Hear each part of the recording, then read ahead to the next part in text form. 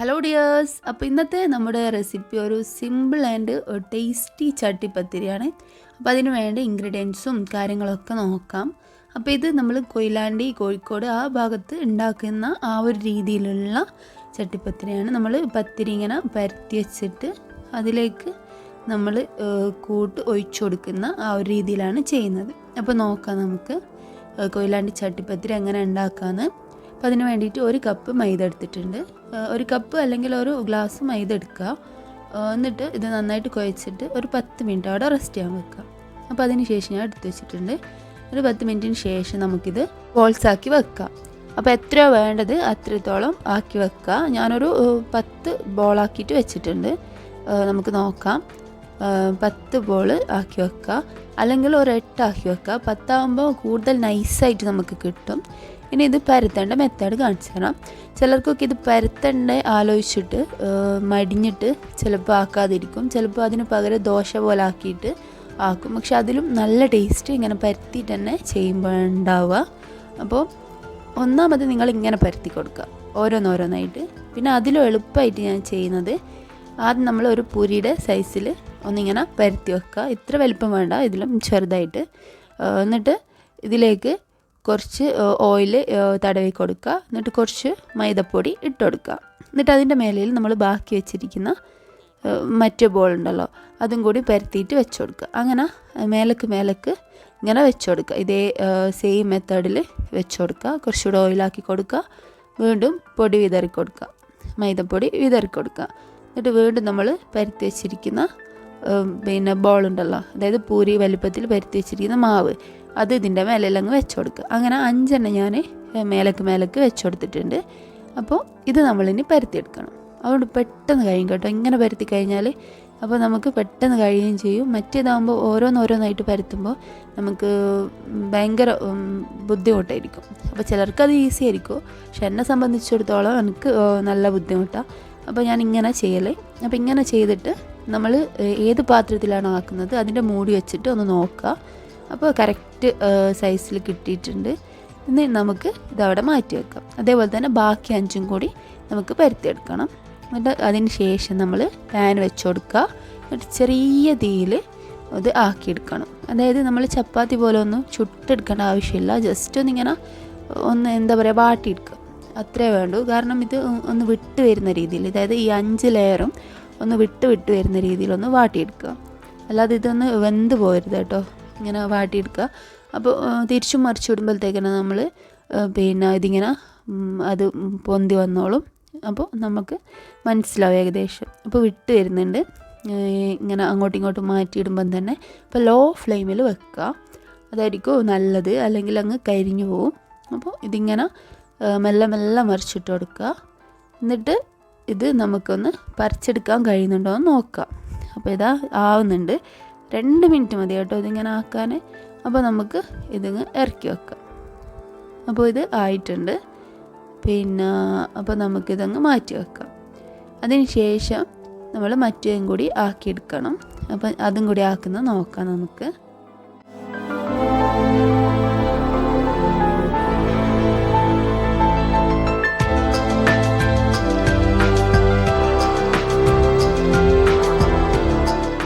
അപ്പോൾ നമ്മുടെ മറ്റേ തൊലിയും കൂടി ഞാൻ ആക്കിയിട്ടുണ്ട്. അപ്പോൾ അതും കൂടി ഞാൻ ഇവിടുന്ന് സെപ്പറേറ്റ് ആക്കി എടുത്തിട്ടുണ്ട്. കണ്ടോ, നല്ല നൈസായിട്ട് ഇട്ടിട്ടുണ്ട്. അപ്പോൾ നല്ല ടേസ്റ്റാണ് ഇങ്ങനെ ആക്കുമ്പോൾ. മറ്റേ ദോശേനേക്കാളും കുറച്ചുകൂടെ ടേസ്റ്റ് ഉണ്ടാവാൻ ഇതായിരിക്കും എന്തായാലും. അപ്പോൾ നമുക്ക് ഇനി അടുത്ത ഫില്ലിങ് നോക്കാം. ഫില്ലിങ് എന്ന് പറയാൻ പറ്റില്ല, ഒരു സീറെന്ന് പറയാൻ പറ്റും, ആ ഒരു രീതിയിൽ ആക്കുന്നത്. അപ്പോൾ ഇതിന് വേണ്ടത്, ഒരു ബൗളിൽ ഞാൻ ഒരു 7 മുട്ട എടുത്തിട്ടുണ്ട്. 6-7 മുട്ട എടുക്കുക. ഇതിലേക്ക് 1 കപ്പ് കോക്കനട്ട് മിൽക്ക്, അതായത് തിക്ക് കോക്കനട്ട് മിൽക്ക് എടുക്കുക. പിന്നെ സാദാ പാൽ എടുക്കുന്നവർക്ക് എടുക്കാം, പക്ഷെ അത് ഇതുവരെ ഞാൻ ഉണ്ടാക്കി നോക്കിയിട്ടില്ല. അപ്പോൾ നോക്കാം. അതിന് ശേഷം ഞാൻ അതും കൂടി ഇട്ടിട്ട് നന്നായിട്ട് മിക്സാക്കി കൊടുക്കുന്നുണ്ട്. അപ്പോൾ ഞാനിത് നിങ്ങൾക്ക് കാണിച്ചു തരാൻ വേണ്ടി ചെയ്യുന്ന കേട്ടോ. ഫ്ലെയിമൊന്നും ചെയ്തിട്ടില്ല, കത്തിച്ചിട്ടില്ല കേട്ടോ. പിന്നെ ഇങ്ങനെ ചെയ്തതിന് ശേഷം നന്നായിട്ട് മിക്സാക്കിയതിന് ശേഷം ഈ ഒരു പരുവത്തിൽ മിക്സാക്കി എടുക്കുക. എന്നിട്ട് ഇതിലേക്ക് ആവശ്യത്തിന് പഞ്ചസാര ഇട്ട് കൊടുക്കുക. ഏകദേശം ഒരു 5, 6, 7 ആയാലും കുഴപ്പമില്ല. നല്ല മധുരം വേണ്ടവർ 7, 8 ഒക്കെ ഇട്ട് കൊടുക്കുക. ഞാനിവിടെ ഒരു 6 ടേബിൾ സ്പൂൺ പഞ്ചസാര ഇട്ട് കൊടുത്തിട്ടുണ്ട്. എന്നിട്ട് ഇത് നമ്മൾ നന്നായിട്ട് മിക്സ് ആക്കണം. കുറച്ച് ഉപ്പും കൂടി ഇട്ട് കൊടുക്കുക. അത് നമ്മൾ എപ്പോഴും പറയുന്ന പോലെ മധുരം ബാലൻസ് ചെയ്യാൻ വേണ്ടിയിട്ട് ഇട്ട് കൊടുക്കുന്നതാണ്. അപ്പോൾ നമ്മൾ അതും കൂടി ഇട്ട് കൊടുത്തിട്ട് ഇത് മിക്സ് ആക്കാൻ വേണ്ടിയിട്ട് പിന്നെ അവിടെ വെക്കുന്നുണ്ട്. ഇത് നമ്മൾ ഫ്ലെയിം ഇപ്പോൾ കത്തിക്കണ്ട, കുറച്ച് കഴിഞ്ഞിട്ട് അതിന് മുന്നേ നമ്മളൊരു പാൻ വെച്ച് കൊടുത്തിട്ട് ഇതിലേക്ക് ഒരു 2-3 ടേബിൾ സ്പൂണ് ഓയിൽ ഒഴിച്ചു കൊടുക്കുക. പിന്നെയെന്ന് വെച്ച് കഴിഞ്ഞാൽ നിങ്ങൾക്ക് ഓയിലിന് പകരം ഗീ ചേർത്ത് കൊടുത്താലും നല്ല തന്നെ. പക്ഷേ ഞാനിവിടെ ഓയിൽ ചേർത്ത് കൊടുക്കുന്നത്. അപ്പോൾ ഓയിൽ ചേർത്തിട്ട് അതൊന്ന് ചൂടായതിന് ശേഷം നമുക്കിതിലേക്ക് ചെറിയുള്ളി ചെറുതാക്കി അരിഞ്ഞിട്ട് അങ്ങ് ഇട്ട് കൊടുക്കുക. ഞാനിപ്പോൾ ഇട്ട് കൊടുക്കുന്നത് വെല്ലുള്ളി ചെറുതാക്കി അരിഞ്ഞിട്ടാണ് കേട്ടോ. അപ്പോൾ ഞാനെല്ലാം സെറ്റാക്കി സാധനങ്ങളൊക്കെ സെറ്റാക്കിയതിന് ശേഷം ഉള്ളി മുറിച്ചിടാൻ നോക്കുമ്പോൾ വെല്ലുള്ളിനുള്ളൂ, ചെറിയുള്ളി ഇല്ലാതായിപ്പോയി. അപ്പോൾ അതുകൊണ്ടാണ് വെല്ലുള്ളി എടുത്തത്. കുഴപ്പമൊന്നുമില്ല, പക്ഷേ ടേസ്റ്റ് ചെറിയുള്ളി തന്നെയാണ്. പിന്നെ കുറച്ച് ഇതൊന്ന് മൂത്ത് വരുമ്പോൾ കുറച്ച് കിസ്മിസ് അങ്ങ് ചേർത്ത് കൊടുക്കാം. അപ്പോൾ ഈ കിസ്മിസ് കുറച്ച് അധികം ഉണ്ടെങ്കിൽ നമുക്ക് ഇത് ഉണ്ടാക്കി വരുമ്പോൾ നല്ലൊരു ടേസ്റ്റ് ആയിരിക്കും. അതിന് ശേഷം നമ്മളിവിടെ മാറ്റി വെച്ചിരിക്കുന്ന മുട്ടയുടെയും പാലിൻ്റെയും കൂട്ടുണ്ടല്ലോ, അപ്പോൾ അത് നമ്മൾ വെച്ച് കൊടുക്കുക, ഗ്യാസിൽ വെച്ച് കൊടുക്കുക. എന്നിട്ട് ലോ ഫ്ലെയിമിൽ നിങ്ങൾക്ക് എത്രത്തോളം ഗ്യാസിൻ്റെ ഫ്ലെയിം ചെറുതാക്കാൻ പറ്റും അത്രയും ചെറുതാക്കി വെക്കുക. കാരണം മുട്ടയും പാലും ഇത് പിരിഞ്ഞു പോകാൻ പാടില്ല. ആ ഒരു രീതിയിൽ ചെറിയൊരു ചൂടിൽ വെക്കുക. എന്നിട്ട് ഇതിങ്ങനെ തുടർച്ചയായിട്ട് ഇളക്കി കൊടുക്കുക.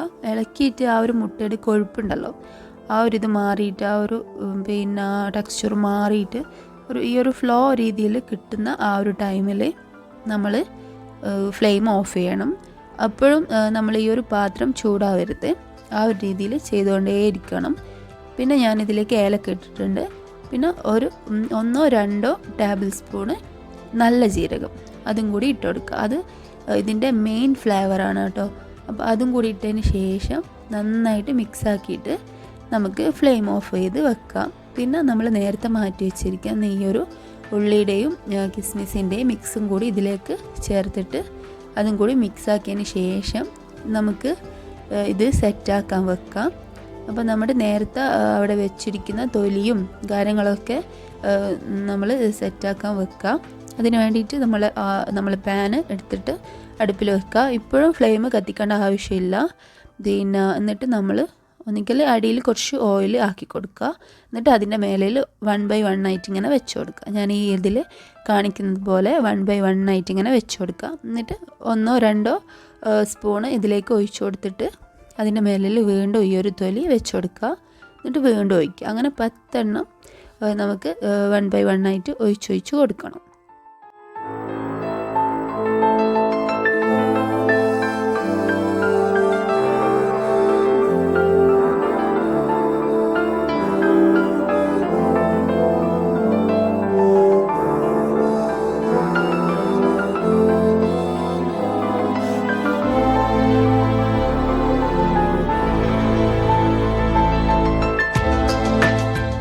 ഞാൻ ഈ ഒരു തൊലി 10 എണ്ണം മേലേക്ക് ഇങ്ങനെ വെച്ച് കൊടുത്തിട്ടുണ്ട്. അതിന് ശേഷം നമ്മൾ ബാക്കി വരുന്ന കൂട്ടുണ്ടല്ലോ അത് ഇതിൻ്റെ മേലെല്ലാം ഒഴിച്ചു കൊടുക്കുക.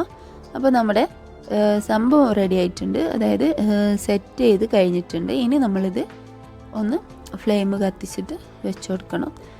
അതിന് ശേഷം നമുക്കിത് സെർവ് ചെയ്യാൻ പറ്റും.